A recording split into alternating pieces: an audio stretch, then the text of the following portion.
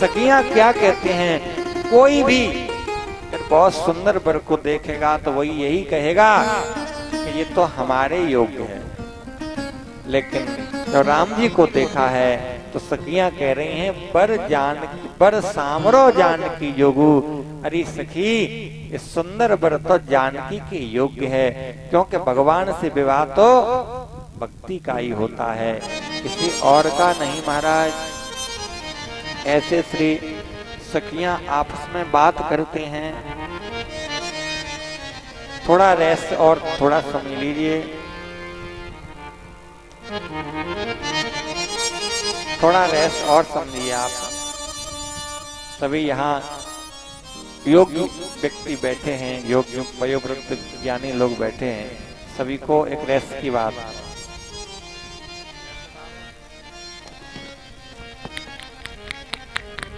अभी मां साहब संतोष कुमार सलेमपुर वाले ये सरस प्रवक्ता मैं श्री राजेश्वर दास जी महाराज का स्वागत कर रहे हैं। महाराज देखिए, जनकपुर की सखियों ने देखा, ध्यान दें, जनकपुर की सखियां देखती हैं तो याद किसकी आती है? जानकी जी की। राम जी की सुंदरता देखती हैं तो याद जानकी की करती हैं, ठीक। और सूपनखा देखती है राम जी को तब किसकी याद करती है?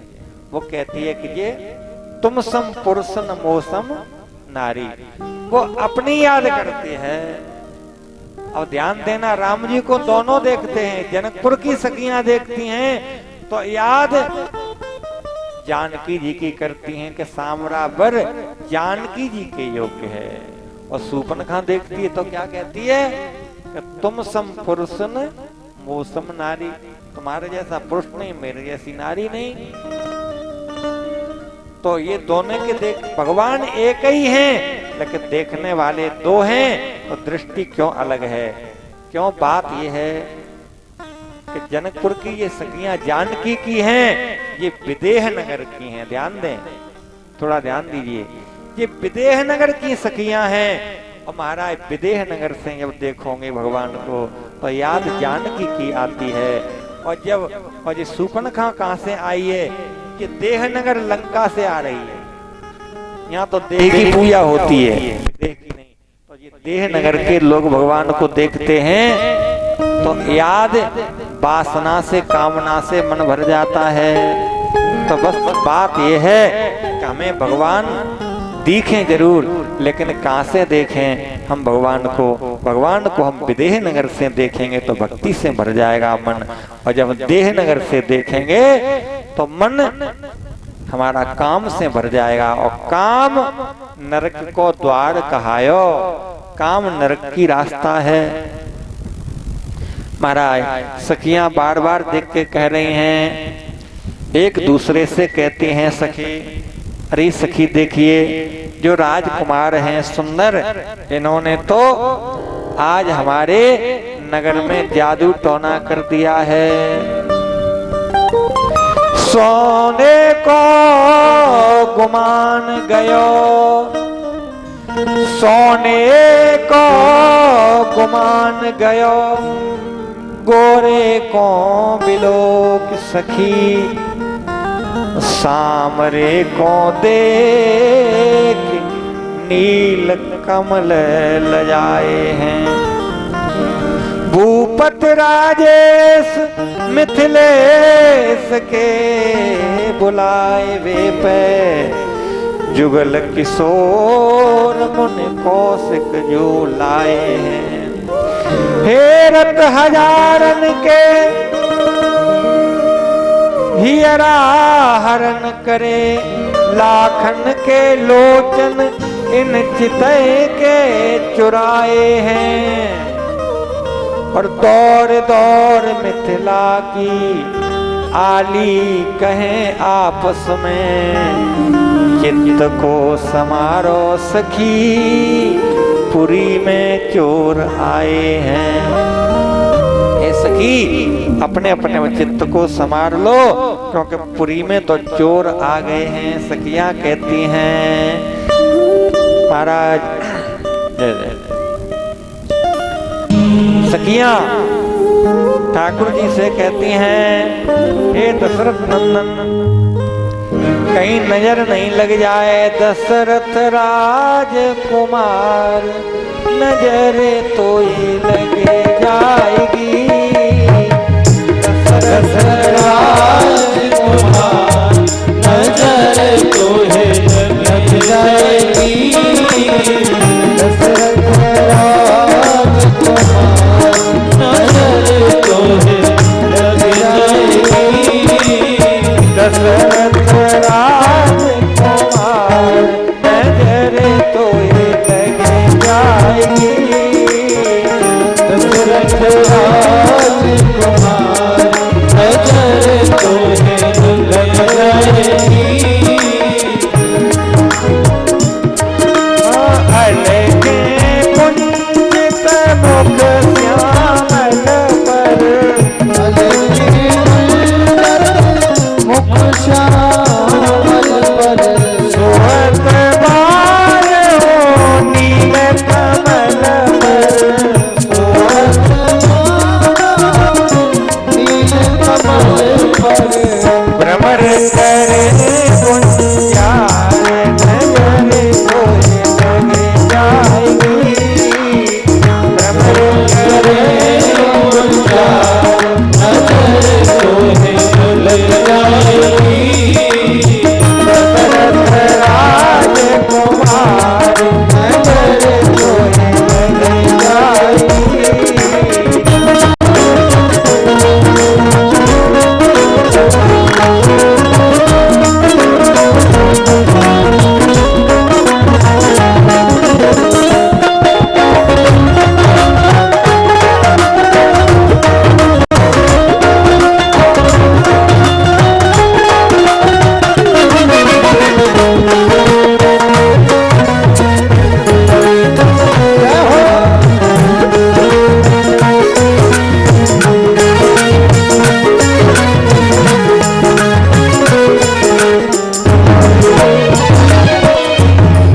किरीट मुकुट सुंदर सिर सोहे, किरीट मुकुट सुंदर सिर सोहे, किरीट मुकुट सुंदर सिर सोहे, किरीट मुकुट सुंदर सिर सोहे, श्रवण ने कुंडल मुनि मन मोहे, श्रवण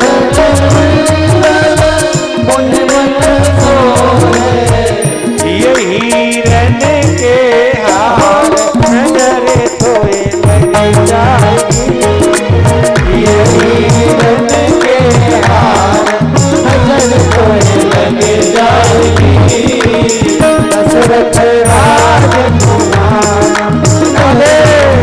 लग जाएगी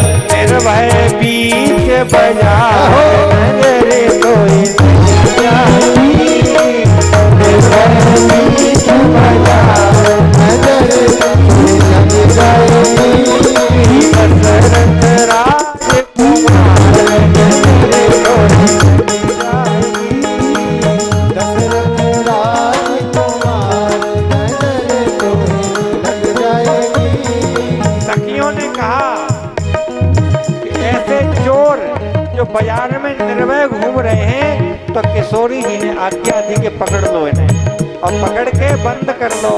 कैसे?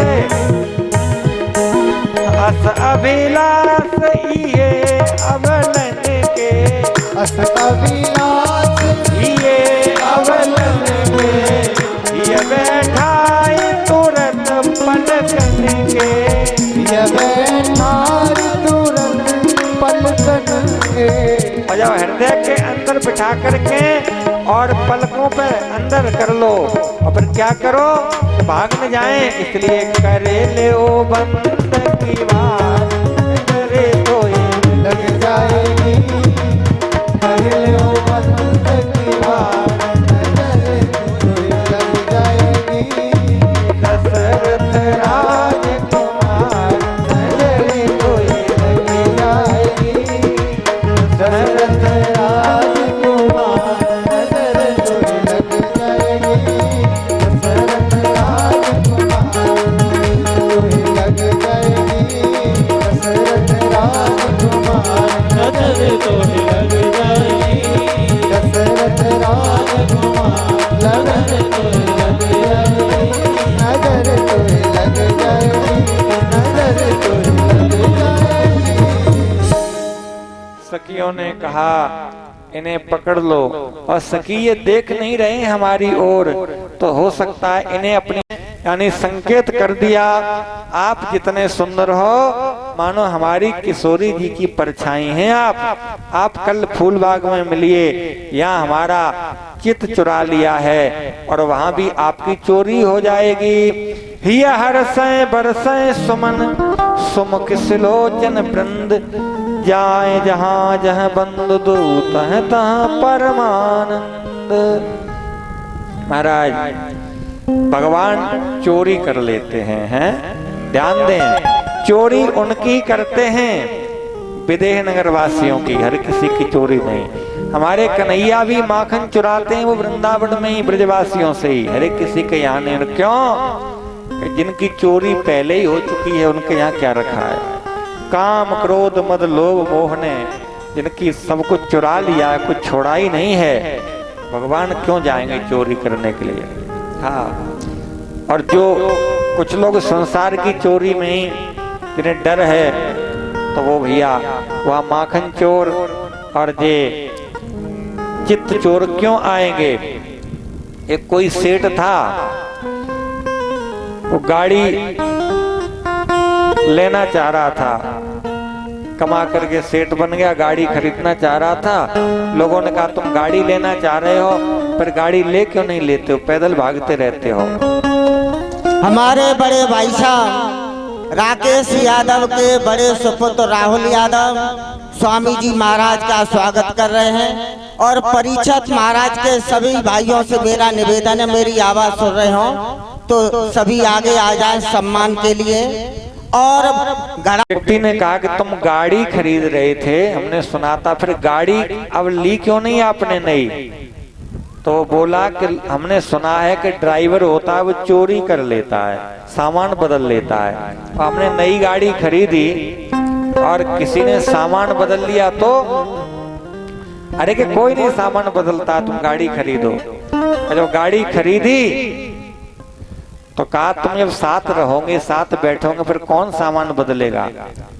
भैया जैसे तैसे गाड़ी खरीद ली, और गाड़ी खरीद करके ड्राइवर के साथ बैठे थे, और ड्राइवर ने अपने जैसे ही गियर पे हाथ डाला इधर उधर गाड़ी को बढ़ा।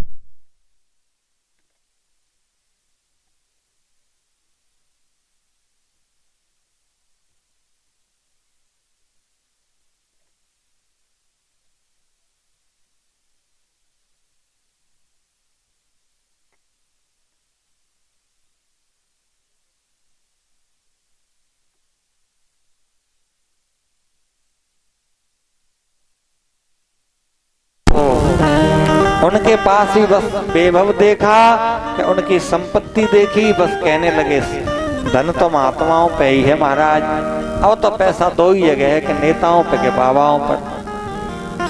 लेकिन बाहर की वस्तु देख करके कभी किसी का अनुमान लगाया नहीं जा सकता है। हाँ, कौन पर क्या धन है और कौन पर क्या चीज छिपी हुई है, बाहर की वस्तु देख करके कोई किसी का क्या अनुमान लगा सकता है, बताइए। एक महात्मा चले जा रहे थे ट्रेन में, एसी में बैठे हुए थे और वहीं पर एक सेठ आ गया। कथा के बीच में भैया कथा भी सुनते चलो, सम्मान तो होता ही है, सबसे बड़ा सम्मान यही है कि कथा आपके सामने है। तो महात्मा बैठे थे एसी गाड़ी में, राजधानी एक्सप्रेस में, और एक सेठ आया, उसने महात्मा के पास ही उसकी रही होगा, इसलिए कोई परेशानी न हो उन्हें।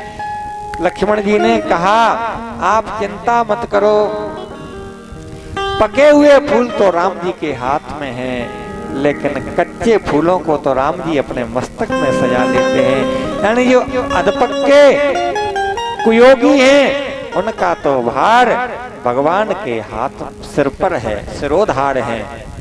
लेकिन ध्यान दें, देखिए एक बड़ी बात है, बात यह है भगवान हमारे तुम्हारे जैसे कच्चे योगियों को भी, अभी जिनकी साधना शुरू हुई है उनको भी ठाकुर जी अपने सिर पर धारण कर लेते हैं, उनको भी अपना लेते हैं। लेकिन एक शर्त है, फूल इधर उधर का कच्चा नहीं होना चाहिए, फूल जानकी जी की बगिया का होना चाहिए। यानी भक्ति की बगिया का यदि फूल होगा तो भले ही कच्चा है, भगवान कहते हैं तुम मेरे सिर पर भार है। और आज फूल लेकर के महाराज ठाकुर जी बाग के दर्शन करते हैं। उधर किशोरी जी महाराज आज ठाकुर जी को सुंदरता छवि देखते हैं। ऐसी छवि को देख करके महाराज अंदर भगवान की झांकी को उतारते हैं और माता भवानी के पास जाकर के प्रार्थना करते हैं, जय जय गिरवर राज किशोरी, जय महेश मुख चंद्र चकोरी। हे हिमाचल राजा महाराज की पुत्री, आपको मैं प्रणाम करता हूँ। अब देखिए समय इतना नहीं है, नहीं तो ये दोनों तरफ से प्रार्थना है। माता भवानी से प्रार्थना करती हैं जानकी जी, जय जय गिरवर राज किशोरी, जय महेश मुख चंद्र चकोरी। साधारण सामान्य अर्थ ये है, जानकी जी कहती हैं, हे महाराज हिमाचल की पुत्री आपकी जय हो, जय जय गिरवर राज किशोरी और जय महेश मुखचंद्र चकोरी। भोले बाबा के मुखचंद्र की आप चकोरी हैं, ये अर्थ है। और वैसे अर्थ भारतीय पक्ष में अर्थ ये होता है कि आदि प्रार्थना, हमारे यहाँ साधु परंपरा में एक सम्मान होता है। जब अधिकारी को मिलता है तो ऐसा नहीं कि एक पैर छू रहा हो और दूसरा आशीर्वाद दे रहा हो। जब बराबर के दोनों मिलते हैं तो एक दूसरे को अभिवादन करते हैं। तो यहाँ कोई छोटा बड़ा नहीं है। जो सामर्थ्य में माता भवानी में है, पार्वती में है, गौरी में है, वही सामर्थ्य माता जानकी जी में है। तो आदि प्रार्थना तो करती हैं माता सीता, जय जय गिरिवर राज किशोरी, हे गिरिराज पुत्री आपकी जय हो। और आदि प्रार्थना करती हैं माता पार्वती, जय महेश मुखचंद्र चकोरी। उन्हें क्या प्रार्थना है? महेश मुखचंद्र। भोले बाबा किस मुखचंद्र के दर्शन करते हैं? भोले बाबा के मुखचंद्र कौन है? भोले बाबा बाबा जी एसी में चल रहे हैं, एसी कोच में बैठ करके। क्या मतलब बाबाओं को एसी में बैठना? और कहने लगा बाबा फावा आजकल कोई नहीं कुछ है, सब दिखावा है। थोड़ी देर बाद जब सामान रखने लगा तो कहा ये सामान किसका है? तो महात्मा ने कहा कि सामान हमारा है, सामान हमारा है। तो सेठ बोला कि भाई सामान भी इतना रखते हो साथ में और एसी में चलते हो, किस बात के बाबा जी? आजकल बाबा कोई नहीं है, देखो सामान भी उतना ही रखे हैं, तो हम में और आप में कोई अंतर नहीं लगता है, केवल कपड़ाओं का अंतर है। तो महात्मा तो पहले सुनते हैं, किसी का जवाब इतनी जल्दी नहीं देते हैं। महात्मा ने कहा, भाई हमारे बीच में और आपके बीच में कोई अंतर नहीं है, ये बात आज पता लगी है। तो अंतर है वो केवल कपड़ों का है, तो कोई बात नहीं, हम ये भी अंतर खत्म कर देंगे। तो भैया महात्मा उसकी बड़ाई करने लगे, तो वो ज्यादा प्रवचन देने लगे। आगे गाड़ी दूसरे प्लेटफार्म पर जब रुकी तो महात्मा ने सेठ से कहा, चलो थोड़े नीचे बैठते हैं। तो नीचे बैठने के लिए महाराज जैसे ही उसे ले गए सेठ को, अब तो सेठ से कहा सत्संग सुनाओ। तो महात्मा श्रोता बन गए, सेठ सुनाता जा रहा है जो कुछ मन में आ रही है वो। इसके बाद में तब तक गाड़ी ने हॉर्न बजा दिया, टीटी ने सीटी बजाई, और जैसे ही सीटी बजी तो सेठ ने कहा, महाराज गाड़ी चल दी, गाड़ी चल दी। महात्मा ने कहा, गाड़ियां हैं जाती रहेंगी, प्लेटफार्म है, कितनी गाड़ी आ रही है, कितनी जा रही है, क्यों परेशान हो?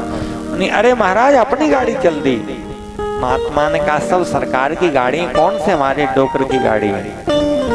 अगर नहीं महाराज, जिस गाड़ी में हम और आप बैठे थे वो गाड़ी जा रही है। कहा, हम दूसरी में बैठ रहे हैं, क्या बात, जाने दो, कथा सुनाओ, सत्संग सुनाओ।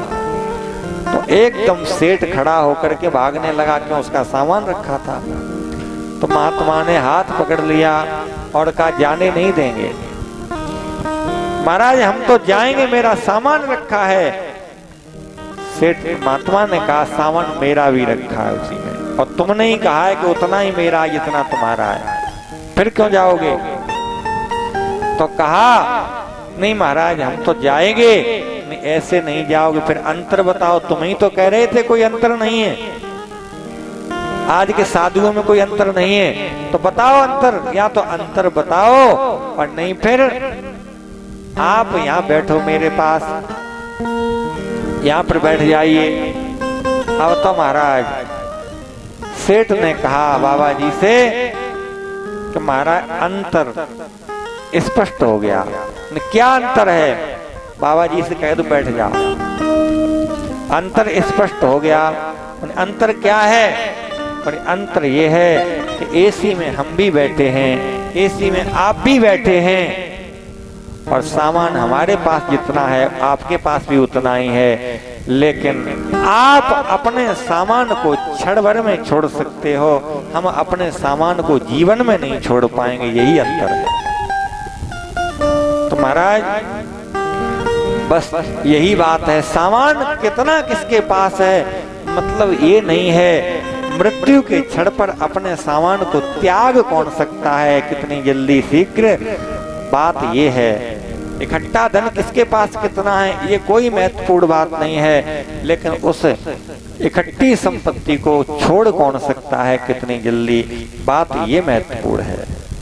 महाराज यहाँ पर हमारे प्रभु लौट करके गुरुजी के पास आ जाते हैं, और गुरुजी ने आज विश्राम किया है, रामभद्र ने चरण संवाहन किया है, और जैसे ही प्रात हुआ है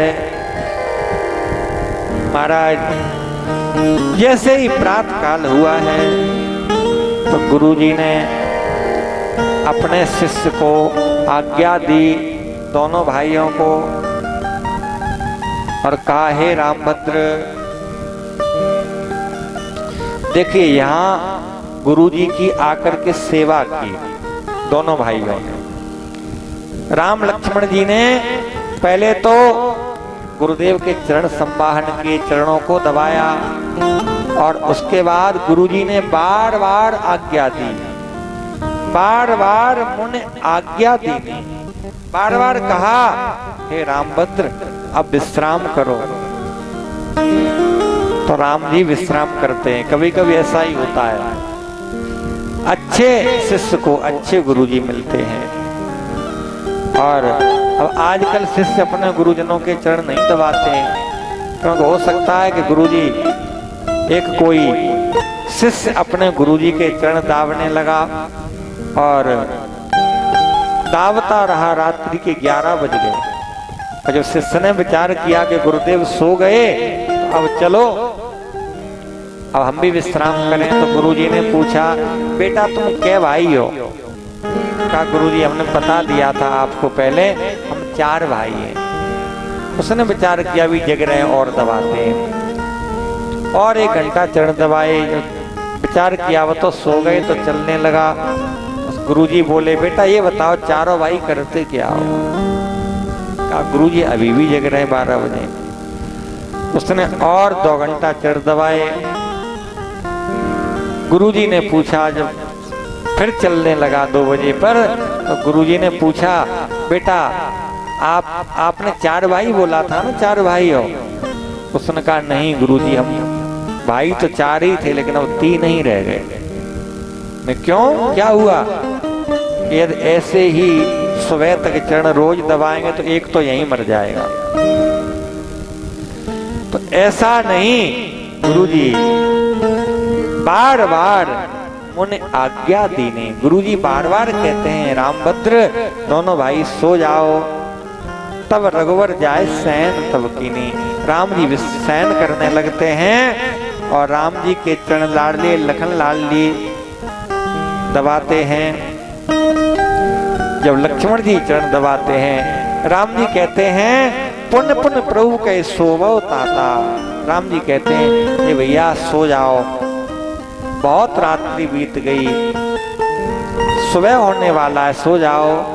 लेकिन लिखा है, जब बार बार राम जी ने कहा, तब लक्ष्मण जी जा करके केवल लेटे हैं बस। और तब तक क्या हुआ? उठे लखन निस विगत सुने, अरुण शिखा धुन कान। गुरु से पहले जगत पते, जागे राम सुजान। मुर्गा बोल गया। अभी लक्ष्मण जी केवल लेटे ही थे, तब तक मुर्गा बोल गया। सो नहीं पाए, सोते यदि तो कहते लक्ष्मण जी जागे, केवल लेटे हैं तो मुर्गा बोला। तो लिखा है, मुर्गा की आवाज सुन करके लक्ष्मण जी बैठ गए, उठ गए। और राम जी सो गए थे, तो लिखा है, गुरु ते पहले जगतपति, जागे राम सुजान। सोने की क्रिया कहां से प्रारंभ हुई? यह है परंपरा। यदि कुछ जिंदगी में सीखना है तो राम जी के चरित्र से सीखिए। भागवत में भी श्री कृष्ण कथा सुनाने से पहले हमारे आचार्य श्री सुखाचार्य जी ने सबसे पहले उन्हें परीक्षित जी को राम कथा सुनाई है। उन्हें क्यों? कि भगवान श्री कृष्ण का जो जीवन है वो परम आदर्शमय दिव्य कथा है। वो रस तब जीवन में बन पाएगा जब राम जी जैसा पात्र बन जाएंगे आप। राम कथा जीवन में पहले और कृष्ण कथा बाद में। तो लक्ष्मण जी सो नहीं पाए तो उठ गए और राम जी जागे हैं, लेकिन गुरुजी से पहले सोने की क्रिया प्रारंभ हुई थी। कहां से? गुरुजी पहले सोए, तब राम जी सोए, उसके बाद लक्ष्मण जी केवल लेटे हैं। जब उठने का समय हुआ तो लक्ष्मण जी पहले, उसके बाद राम जी, तब गुरुदेव। आज महाराज जी गुरुजी बाद में सोते हैं। क्यों चेला जी? गुरुजी कै बजे सोते हैं? तुम्हारे गुरुजी कै बजे सोते हैं? रात के 2 बजे। और तुम? 9 बजे। और गुरुजी कै बजे जगते हैं? इनके गुरुजी महाराज बड़े अच्छे संत वृंदावन के परम पूज्य संत श्री पुजारी जी महाराज हैं, जिनका 15 घंटा बराबर ठाकुर जी की सेवा में। कोई व्यक्ति उन्हें देखता है तो यही कहता है कि आदमी इतनी मेहनत तो नहीं कर सकता है, पता नहीं मशीन लगी है इनके शरीर में क्या, जो आपकी कथा में प्रथम दिन यहाँ सम्मिलित हुए थे वो ही महाराज। इतनी सेवा आप कभी एक क्षण के लिए बैठे मत देखना, केवल बस 1-2 बजे पे रात्रि के लेटेंगे और सुबह 5 बजे खड़े, और उसके बाद आप कुछ न कुछ करते ही देखना। ये हमारे बैठे अंशु भाई, एक दिन हमने इनको कहा कि उनके कमरा में लेट जा, हमारे कमरा में भीड़ है, तो ये उनके कमरा में लेट गए। और पुजारी जी रात के 12 बजे आए ठाकुर जी की सेवा में से। उसके बाद में आकर के अपने पाठ शुरू कर दिया पढ़ना, रामायण पढ़ना, पाठ पढ़ना, स्तोत्र पढ़ना। पूजा अब ये कहें कि हम जब देखे तो भ्रमर की तरह गुंजार भर रहे थे पुजारी जी, तो हमने देखा ये तो बैठे पूजा कर रहे हैं। फिर हमने 1 बजे देखा तब भी पूजा। इन्होंने कहा महाराज कहाँ हमें लिटा दिया, शिवरात्रि में तो जगते रहते हैं, सारी रात सोते ही नहीं। इतनी ठाकुर जी की सेवा और इसका उन्हें प्रत्यक्ष अनुभव भी है। वो इन महापुरुषों के गुरु जी हैं। अब ये कितने महापुरुष बने ये इनके ऊपर है। तो महाराज जी यही बात है, साधु संत जब जिंदगी में कृपा करते हैं तो हम हमारे राम जी से सीखिए। गुरु जी पहले सोते हैं, राम जी पीछे सोते हैं बाद में, और जागने की क्रिया रामभद्र से प्रारंभ होती है। अब तो महाराज गुरु जी ने आज्ञा दी है और कहा है रामभद्र जाओ पूजा के लिए फूल लेकर के आओ। हाँ, फूल लेने के लिए भेजा है और कहा दोनों भाई समय जान गुरु आयुष पाई और लेन प्रसून चले दो भाई। अब तो दोनों भाई फूल तोड़ने के लिए गुरु जी की पूजा के लिए जा रहे हैं। और जिनके राम लक्ष्मण जैसे शिष्य हों तो गुरु जी की पूजा करने की क्या जरूरत है। आजकल पता नहीं कौन से गुरु जी बन जाते हैं, हम कहां से कौन से प्राण से शिक्षा लेते हैं कि हम कहते हैं पूजा से क्या करना है। अब तो हमारी खुद पूजा होने लगी, हम किसकी पूजा करें।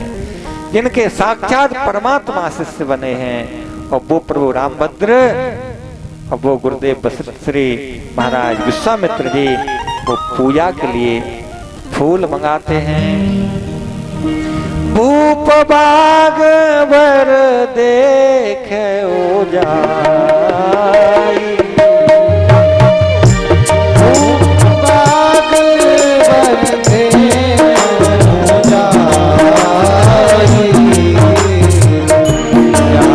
बसंत ऋतु गई